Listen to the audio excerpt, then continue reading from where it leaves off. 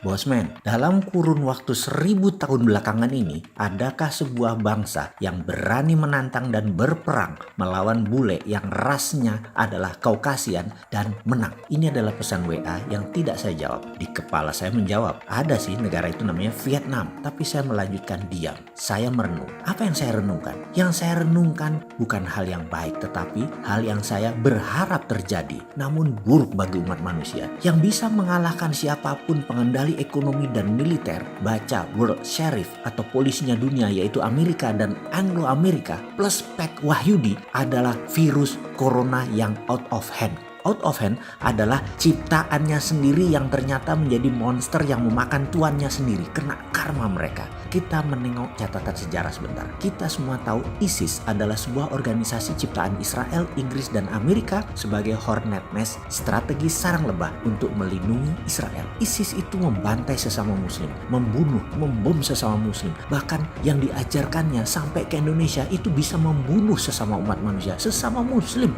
adalah doktrin ciptaan ISIS tadi, memang didesain oleh CIA. Ternyata kemudian hari ISIS out of hand, bergerak di luar kendali. Hingga saat ini dunia memaki Amerika yang belaga innocent, nggak bersalah. Awas aja Bosman punya mandat, tak sikat Amerika kampret itu. Itulah yang ada dalam pikiran saya menjawab pesan WA tadi. Saya tidak berharap COVID mudah-mudahan benar memukul 30 juta manusia yang semuanya adalah pejabat di negara Amerika, yang membuat mereka lumpuh bernegaranya dan pengendalian dunianya menjadi lemah, sangat lemah. Tidak perlu mereka para pejabat itu mati terkena COVID. Cukup mereka invalid aja selama 3 atau 4 bulan. Dan ini masa kita mengambil alih peluang tadi. Kapan siap-siapnya? Sekarang. Asli, sekarang. Saat ini juga saya berikan sebuah lagi solusi ekonomi. Semua sahabat tahu, dalam New Economic Model yang kita akan pakai ada MMT, Modern Monetary Theory, yang terdiri dari 3 pilar. SWF, Sovereign Wealth Fund, Printing Money berbasis project dan industri, dan terakhir TINA, There is no alternative. Saya akan membuka yang keempat sebagai solusi ekonomi, namanya TIARA, TIARA,